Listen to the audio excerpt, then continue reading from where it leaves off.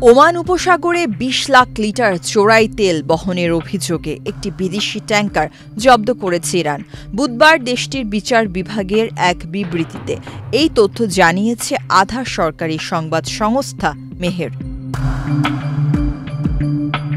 ইরানের হরমুজগান প্রদেশের প্রধান বিচারপতি মুজতবা গাহরেমানি জানান, ট্যাঙ্কারটি সন্দেহজনক গতিবিধির আওতায় আসার পর সেটিকে থামিয়ে তল্লাশি চালানো হয়।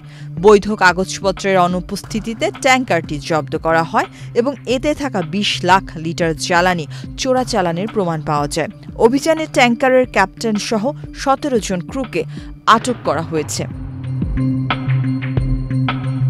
তবে ট্যাঙ্কারটির নাম, এটি কোন দেশের পতাকাবাহী বা আটক ব্যক্তিদের জাতীয়তা, এসব বিষয়ে বিস্তারিত কিছু জানায়নি ইরান। ঘটনার পরপরই জাস্ক কাউন্টির প্রসিকিউটরের কার্যালয়ে একটি মামলা দায়ের করা হয়েছে। ইরানে জ্বালানির দাম বিশ্বের সর্বনিম্ন পর্যায়ে। ব্যাপক সরকারিভাবে ভর্তুকি এবং রিয়েলের দরপতনের কারণে জ্বালানির বাজার মূল্য আরও কমেছে। এ কারণে প্রতিবেশী দেশগুলোতে চোরাচালানের হার বেড়েছে। স্থলপথ ছাড়াও সমুদ্রপথে উপসাগরীয় দেশগুলোতে নিয়মিত তেল পাচার হয়।